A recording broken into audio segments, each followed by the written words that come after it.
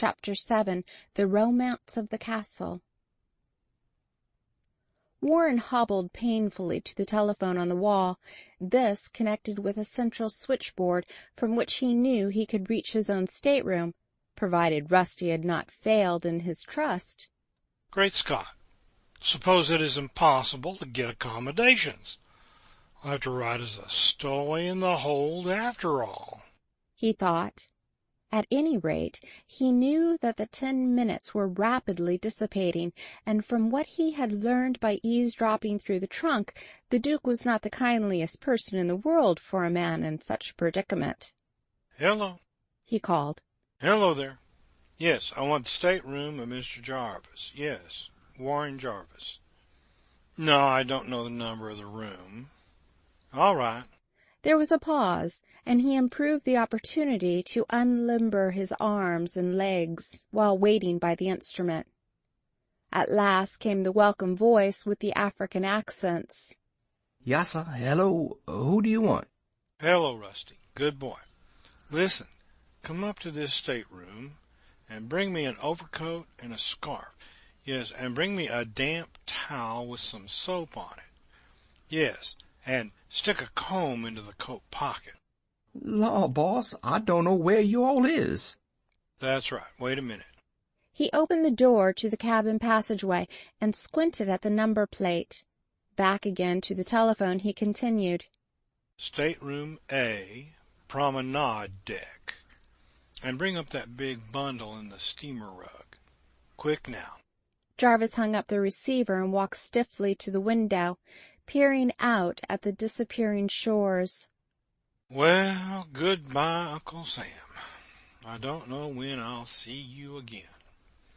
And as for you, Miss Liberty, I don't believe there will be any of your sisters or cousins around this precious castle where fate is taking me.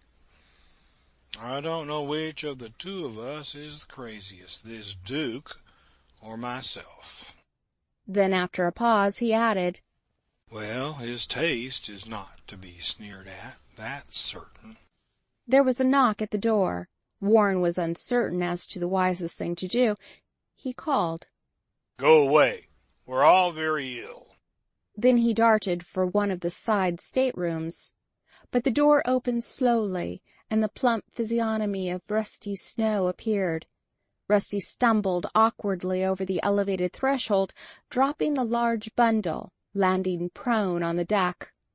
"Why, for they would have built a darn fool door like that," complained Rusty, scrabbling up with a bruised shin, the tenderest spot of a Negro. His master worked feverishly, untying the trays and fitting them into the trunk, from which he had tardily removed his dress coat and the revolver. Then he smiled at Rusty. "How in the name of Moses did you all get on the steamboat, Marse Warren?" was his servant's next remark, as he helped on with the coat over the painful shoulders. "I came in the trunk, and it was almost as good traveling as some of those mountain railroads back in Kentucky. Quick, hand me that towel. My face is bleeding." A few quick moments, the use of the comb, and he looked more presentable, resembling Jarvis, the clubman, once again. "Did you see any signs of the police, Rusty?" "No, sir, nary a sign." "Are you sure?" "Dead sartin, Marse Warren." "Did you look?" "No, sir, I can't say as I did. I wasn't anxious to look." The door opened with a suddenness which caused both men to jump. It was the princess. She smiled with relief as she saw the rehabilitation. "How de do, Mrs. Princess?" was Rusty's polite greeting with a bow. His formality was growing more impressive as the acquaintance extended. Here was quality indeed. Rusty was a judge of breed. "How do you do, Rusty?" And she laughed girlishly. Then she turned toward her vassal. He wore a quizzical, friendly, and amusingly pathetic look. The bruises of his trip were evident upon the clear-cut features. "I am so glad that you made it all right. But how they must have bumped and banged and wabbled and whirled you!" I believe I could go over Niagara Falls in a barrel now without turning a hair. She saw the hand with its red wound. She winced and reached for the hand, womanlike. Oh, that's dreadful. You must have it attended at once. Let me get something.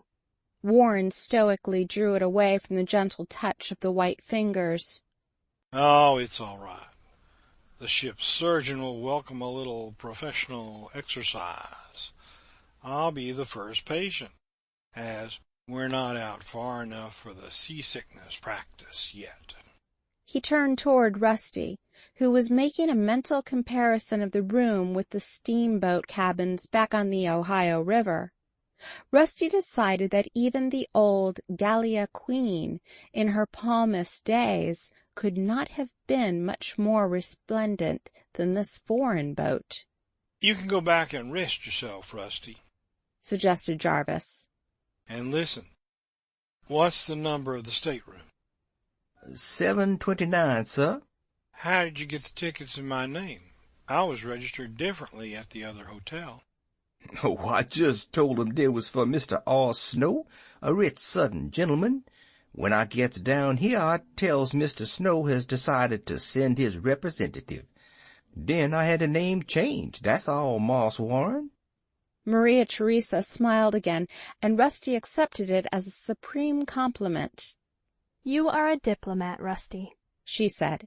No, lady, I mean, Mrs. Princess, I'm a Republican. And Rusty started for the door. Go lock yourself in there and don't talk to anyone. Remember, you are deaf and dumb. Understand? Deaf and dumb. Yassa. Dumb's the word. As the door closed behind him, the girl turned toward Jarvis, a troubled cloud overshadowing her pleasant features. There is something I must tell you. My cousin, the Duke of Alva, is on board of the Mauretania. He smiled whimsically as he replied, Yes, and he professes to love you devotedly. She flushed furiously and looked at the pattern of the rug. You overheard? I underheard. The trunk was not my idea, but yours, you know. You're afraid of that man, too. What's the trouble? He's very sure of himself, isn't he? The girl hesitated and then replied almost timidly. Carlos is very powerful. I may be driven into his hands. You mean he may make you marry him? Yes, if you fail. And she cast an apprehensive glance toward the door to the promenade deck. If I fail... And Warren was dumbfounded, even after the unreal scenes which had prolonged his situation. If I fail? What do you mean? Wait a minute.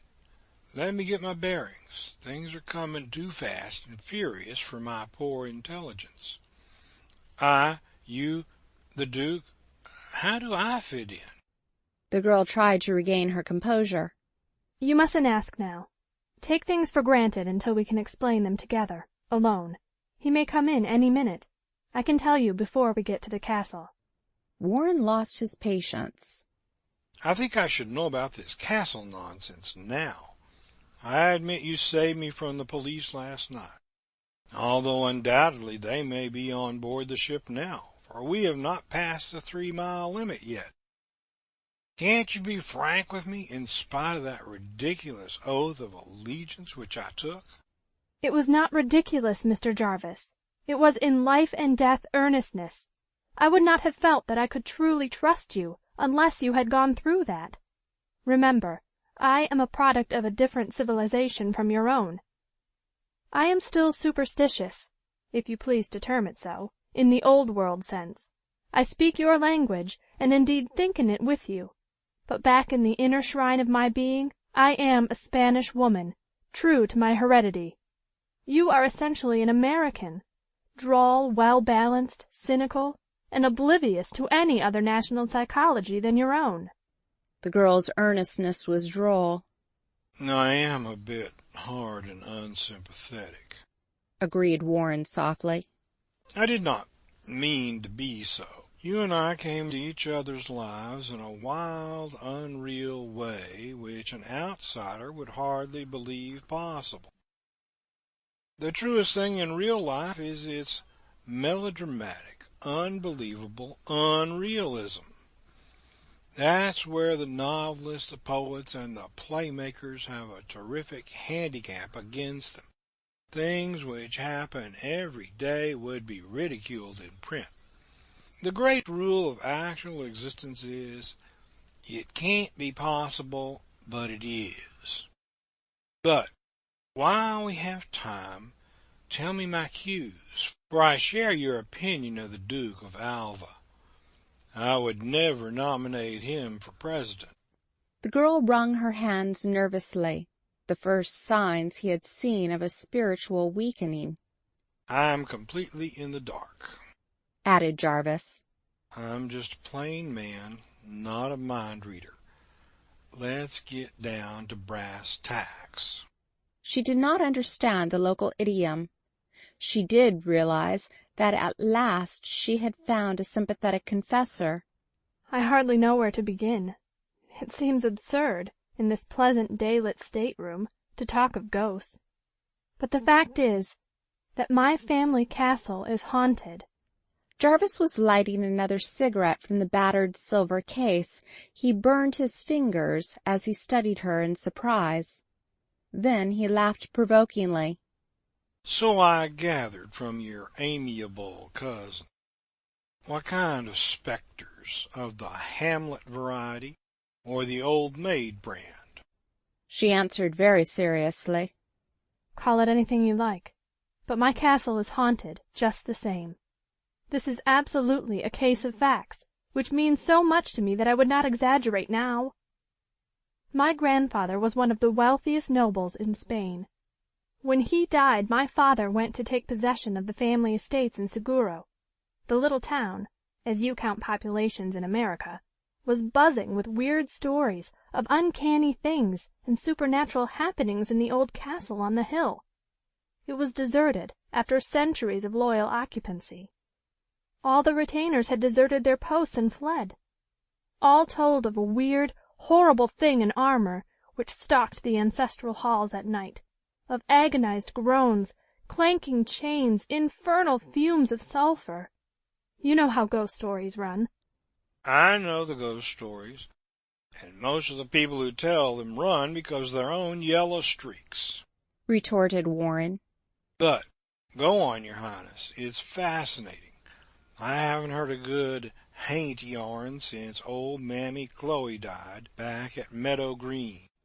She pouted, for his cynicism struck home. Yet was she earnest, and again she endeavored to impress him. Laugh, sir, as much as you please. My father laughed the same way. He called them silly, ignorant peasant tales. He said he would show them that it was now the 20th century, and teach them how foolish were their fears. She hesitated. Her dark eyes burned as she continued slowly. He went there, Mr. Jarvis. He went there. He was never seen again. The Kentuckian leaned forward, engrossed. What happened? No one knows. He disappeared, vanished utterly, without the slightest clue. Grandfather's treasure was never found. Oh, what treasure? Jarvis was almost rude in his impatient interest. The fortune he left. You know, Grandfather converted all his wealth into Spanish gold to finance a Spanish colonization scheme in the West Indies. It amounted to about $1 million in your American money. Warren whistled and twisted his intertwined fingers about an elevated knee whose ache had been forgotten. Whew, that's a ripping good yarn. When did all this happen? 15 years ago. Since then, 2 other men disappeared in the same horrible manner as my father did. Not a trace of their leaving. It is so horrible that it makes my heart creep to tell it. And yet you scoff. I'm sorry, he said penitently. But what's the latest news from the trenches? Now the Duke tells me that my brother has entered the fatal castle. You see that daring runs in the blood. Up to a week ago he had sent me a cable every day. Everything was well until Sunday. Then his messages stopped. All this week there has not been a word, not even answering my cables." Warren digested this in silence for a moment. "Why did your Highness leave Spain, knowing all this?" "Well, Mr. Jarvis, a part of the legend tells that my grandfather had drawn a secret map showing exactly where his treasure was located.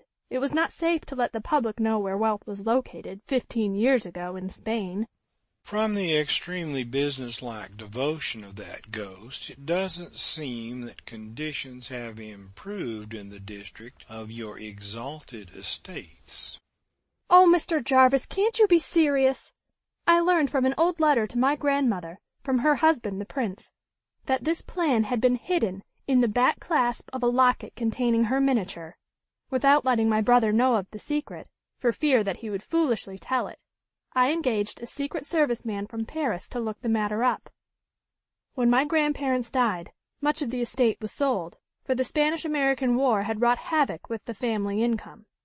That locket had been sold to an American collector, and I came to America just in time to save it from being sold to some museum. I pawned my mother's jewels to buy it. That was the locket which dropped from the trunk in my bedroom last night." "And you have the locket?" "Yes, but not my brother."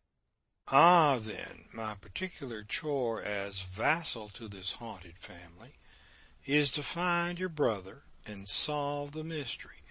In other words, you want me to put this infernal tin-plated panhandling ghost out of his misery." "Yes, Mr. Jarvis." And the princess was more humble than he had noticed her during the hours of their acquaintance. "Are you frightened by the ghost?" "You asked that question before. Where I come from, only Negroes and poor whites fear the departed spirits.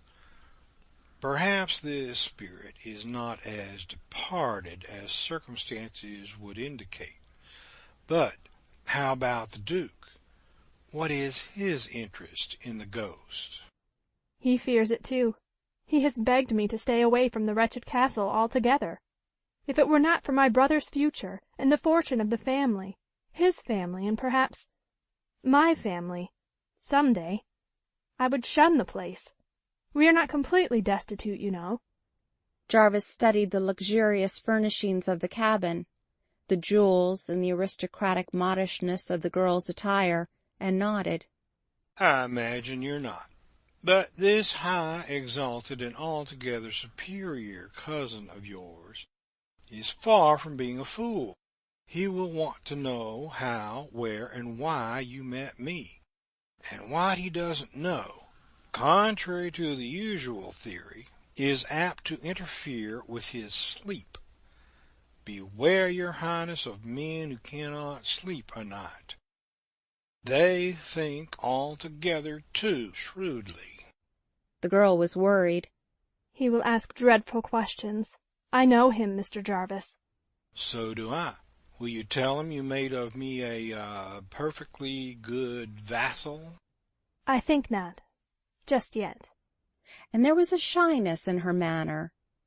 Jarvis looked down his nose, and there was a smile on the firm lips below it.